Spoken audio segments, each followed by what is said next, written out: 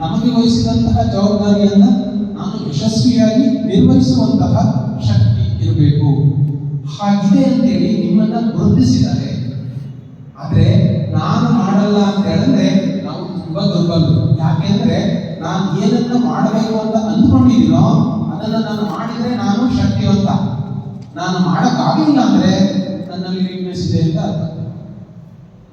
ನಾನು ಬೇರೆ ಏನು ಹೇಳ್ತಿಲ್ಲ, ನೀವು ಅಂದುಕೊಂಡಿದ್ದನ್ನು ಮಾಡುವಂತ ಶಕ್ತಿ ನಿಮಗಿರಬೇಕು. ಅದು ಯೋಗ. ಬೆಳಗ್ಗೆ 1 ಗಂಟೆ ಯೋಗದ ಕ್ಲಾಸ್ ತರಗತಿಗಳಲ್ಲಿ ನಾವು ಯೋಗವನ್ನು ಅಭ್ಯಾಸ ಮಾಡ್ತೀವಲ್ಲ, ಅದನ್ನೇ ನಾವು ಯೋಗ ಅಂದ್ಕೊಂಡ್ಬಿಟ್ರೆ ತಪ್ಪಾಗುತ್ತೆ. ಹಾಗಾದ್ರೆ ಉಳಿದ 23 ಗಂಟೆಗಳೇನು? ಉಳಿದ 23 ಗಂಟೆಗಳೇನು ಅದನ್ನ ಯೋಚನೆ ಮಾಡಬೇಕು. ನಾವು ಏನು 1 ಗಂಟೆಯಲ್ಲಿ ಕಲಿತೀವೋ ಅದನ್ನ ಉಳಿದ 23 ಗಂಟೆಯಲ್ಲಿ ಜೋಡಿಸ್ಕೊಳ್ಬೇಕು. ಯೂಸ್ ಅಂದ್ರೆ ಜೋಡಿಸು. ಆ 1 ಗಂಟೆಯಲ್ಲಿ ಕಲಿತಂತಹ ಜ್ಞಾನವನ್ನ ಉಳಿದ 23 ಗಂಟೆಯಲ್ಲಿ ಜೋಡಿಸಿಕೊಂಡ್ರೆ ಅದು ಯೋಗ. ಅವನು ಯೋಗಿ.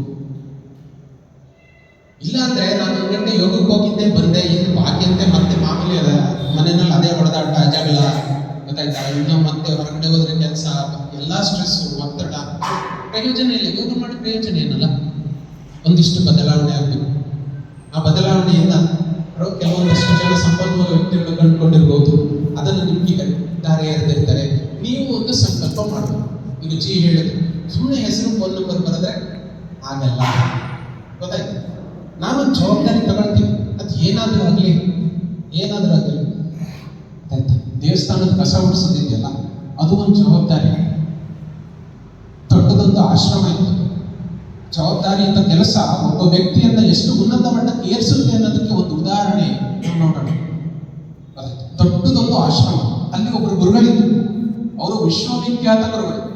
ಅವರನ್ನು ನೋಡೋದಕ್ಕೆ ಅಪಾಯಿಂಟ್ಮೆಂಟ್ ತಗೊಂಡು 2 ತಿಂಗಳು 3 ತಿಂಗಳು ಕಾಯಬೇಕಾಗಿತ್ತು. 2-3 ತಿಂಗಳು ತಗೊಂಡು ಕಾಯ್ದ್ರೂ ದರ್ಶನ ಸಿಗೋದು ಅಂತೂ ತುಂಬಾ ಕಷ್ಟ. ಆಯ್ತಾ? ಅಂತಹ ಒಂದು ಆಶ್ರಮದಲ್ಲಿ, ಆ ಆಶ್ರಮ ಅಂದ್ರೆ ದೊಡ್ಡ ಕ್ಯಾಂಪಸ್ ಆಶ್ರಮ. ಅಲ್ಲಿ ಕಸ ಗುಡಿಸೋನೊಬ್ಬ ಇದ್ದ. ಆಶ್ರಮದ ದಾರಿ, ಆ ರಸ್ತೆ, ಅವನ್ನೆಲ್ಲ ಕಸ ಗುಡಿಸೋನೊಬ್ಬ ಇದ್ದ. ಅವನು ಕಸ ಗುಡಿಸೋನು. ಅವನು ಎಷ್ಟು ಚೆನ್ನಾಗಿ ಕಸ ಗುಡಿಸೋನು ಅಂದ್ರೆ ಒಂದು ಚೂರು ಕೂಡ ಅಲ್ಲಿ ಕಸ ಇರ್ತಿರ್ಲಿಲ್ಲ. ಅಷ್ಟು ಶ್ರದ್ಧೆಯಿಂದ ಅವನು ಕೆಲಸ ಮಾಡ್ತಿದ್ದ. ಒಂದು ದಿವಸ ಆ ಗುರುಗಳು ಆ ಆಶ್ರಮದ ಹಾದಿಯಲ್ಲಿ ನಡ್ಕೊಂಡು ಬರ್ತಾ ಇದ್ರು. ನಡ್ಕೊಂಡು ಬಂದಾಗ ಸಹಜವಾಗಿ 2-3 ತಿಂಗಳು ಅಪಾಯಿಂಟ್ಮೆಂಟ್ ತಗೊಂಡ್ರೆ ಸಿಗಲ್ಲ. ಅಂತಹವರು ಆ ದಾರಿಯನ್ನು ನೋಡಿದ್ರು. ಯಾರಪ್ಪ ಇಷ್ಟು ಚೆನ್ನಾಗಿ ಕಸ ಗುಡಿಸಿದಾನಲ್ಲ. ಅಲ್ಲಿ ಅವ್ರ ಸ್ವಾಮೀಜಿಯವರ ಇದ್ದವ್ರು ಹೇಳಿದ್ರು, ಇಲ್ಲೊಬ್ಬ ಆಶ್ರಮದಲ್ಲಿ ಕಸ ಗುಡಿಸೋದಕ್ಕೆ ಒಬ್ಬ ಇದ್ದಾನೆ, ಅವನು ದಿನನಿತ್ಯ ಈ ಕಾಯಕವನ್ನ ಮಾಡ್ತಾನೆ.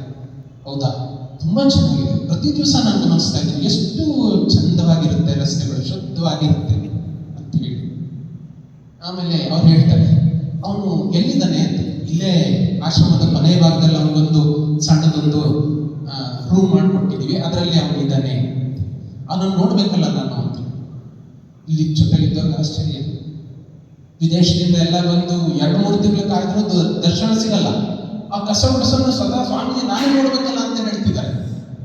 ಇವ್ರಿಗೆ ಆಶ್ಚರ್ಯ ಆಯ್ತು. ಸ್ವಾಮೀಜಿ ಅವ್ರು ಹೇಳಿದ್ಮೇಲೆ ಅದು ತಪ್ಪಿಸೋಂಗೆ ಇಲ್ಲ. ಬನ್ನಿ ಸ್ವಾಮೀಜಿ ಹೋಗೋಣ ಅಂತ ಕರ್ಕೊಂಡು ಹೋದ್ರು. ಆ ಕಸ ಗುಡಿಸೋನ್ ಮನೆಗೆ. ಅಲ್ಲಿ ಒಳಗಡೆ ಹೋಗಿ ನೋಡ್ತಾರೆ. ಸ್ವಾಮೀಜಿ ಒಳಗಡೆ ಹೋದ್ರು, ಜೊತೆಲಿದ್ದವರು ಹೋದ್ರು. ಆಯ್ತಾ? ಇವನಿಗೆ ಕಸ ಗುಡಿಸೋನಿಗೆ ಆಕಾಶ ಭೂಮಿ ಎಲ್ಲ ಒಂದಾಗ್ಬಿಡ್ತು. ಸ್ವಾಮೀಜಿ ಅದು ಕಸ ಗುಡಿಸೋನ್ ಮನೆ ಬಂದಿದ್ದಾರಲ್ಲ, ಈ ಕಾಲೆಲ್ಲ ನಡುತ್ತೆ, ಅದು ಸೀದಾ ಕಾಲಿಗೆ ಊಟ ಇದ್ದೇಳು ಮೇಲೆ ಅಂತ ಹೇಳಿದ್ರು. ಆಯ್ತಪ್ಪ ಇದ್ದೇಳು, ಗಾಬರಿ ಆಗ್ಬೇಡ, ನಿನ್ ಮನೆಯೆಲ್ಲ ಒಂದ್ಸರಿ ನೋಡ್ಬೇಕು ನಾನು. ನಮ್ಮ ಆಶ್ರಮದ ವತಿಯಿಂದ ಮನೆ ಕೊಟ್ಟಿದ್ದಾರಲ್ಲ, ನೋಡಿದ್ರು. ಎಲ್ಲ ನೋಡ್ಕೊಂಡು ಬಂದ್ರೆ ಒಂದು ಕಡೆ ಒಂದು ಪ್ಲೇಸ್ ದೇವ್ರ ಕೋಣೆ ತರ ಇದೆ. ಆ ದೇವ್ರ ಕೋಣೆ ಮೇಲೆ ಒಂದು ಕಸ್ಬರ್ಗೆ ಇಟ್ಟಿದ್ದಾನೆ. ಆ ಕಸ್ಬರ್ಗೆಗೆ ಅರಿಶಿನ ಕುಂಕುಮ ಇಟ್ಟು ಹೂವು ಹಾಕಿ ಅದಕ್ಕೆ ದೀಪ ಹಚ್ಚಿಟ್ಟು ಅದಕ್ಕೆ ಮಂಗಳಾರತಿ ಮಾಡಿ ಎಲ್ಲ ಹಚ್ಚಿ. ಸ್ವಾಮೀಜಿ ನೋಡೋದು, ಕರೆದ್ರು, ಪಾರಪ್ಪ ಇಲ್ಲಿ ಏನಿದು ಎಲ್ಲ ದೇವ್ರ ಪೂಜೆ ದೇವ್ರ ಫೋಟೋ ಇಟ್ಕೊಂಡು ಪೂಜೆ ಮಾಡ್ತಾರೆ, ನೀನ್ ನೋಡಿದ್ರೆ ಕಸ್ಬರ್ಗೆ ಇಟ್ಕೊಂಡು ಪೂಜೆ ಮಾಡ್ತಿದ್ಯಲ್ಲ, ಏನ್ ಕಾರಣ? ಅದಕ್ಕೆ ಅವ್ನು ಹೇಳ್ತಾನೆ, ಸ್ವಾಮೀಜಿ ದಿನ ನೀವು ಓಡಾಡ್ತಿರಲ್ಲ, ಆ ಕಾಲಿನ ಧೂಳು ಈ ಕಸ್ಬರ್ಗೆ ಟಚ್ ಆಗಿದೆ. ನಿಮ್ಮನ್ನಂತೂ ನೋಡಕ್ ನನ್ನ ಕೈಲಿ ಆಗಲ್ಲ. ಅಂತೆಂತ ಗಣ್ಯರಿಗೇನೆ 2-3 ತಿಂಗಳು ಕಾಯ್ದು ನೋಡ್ಬಿಟ್ಟು ಹೋಗ್ತಾರೆ. ಇನ್ನ ನಾನು ಅಫ್ರಾಲ್ ಒಬ್ಬ ಕಸ ಬಿಡಿಸೋನು, ನಾನು ನಿಮ್ ದರ್ಶನ ಮಾಡಕ್ಕಾಗತ್ತಾ? ನಿಮ್ ಕಾಲಿನ ಧೂಳು ತಗಲಿದೆಯಲ್ಲ, ಅದನ್ನೇ ನಾನು ಗುರುಗಳು ಅಂತ ತಿಳ್ಕೊಂಡು ಅದನ್ನ ಕೊಡವಲ್ಲ ನಾನು ಸ್ಪರ್ಧೆನ, ಅದನ್ನ ತಗೊಂಬಂದ್ಬಿಟ್ಟು ಅದಕ್ಕೆ ಅರ್ಶನ ಕುಂಕುಮ ಇಟ್ಟು ಹೂವು ಪೂಜೆ ಮಾಡಿ ತಕ್ಷಣದ ಗುರುಗಳು ಅವನ ಕಾಲಿಗೆ ಬಿದ್ದಿರುತ್ತೆ.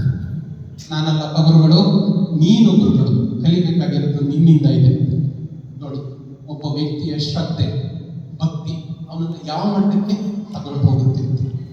ಹಾಗೆ ನಮ್ಮ ಕ್ಷೇತ್ರ ಯಾವುದೇ ಇದ್ರೂ ಅದು ದೊಡ್ಡದು ಅಲ್ಲ, ಅದು ಚಿಕ್ಕದು ಅಲ್ಲ, ಎಲ್ಲವೂ ಒಂದೇ. ಎಲ್ಲವೂ ಒಂದೇ ಆಗಿರೋದ್ರಿಂದ ಆ ಶ್ರದ್ಧೆ, ನಾವು ಮಾಡುವಂತಹ ಶ್ರದ್ಧೆ ನಮ್ಮನ್ನ ಉನ್ನತ ಮಟ್ಟಕ್ಕೆ ಏರಿಸುತ್ತೆ.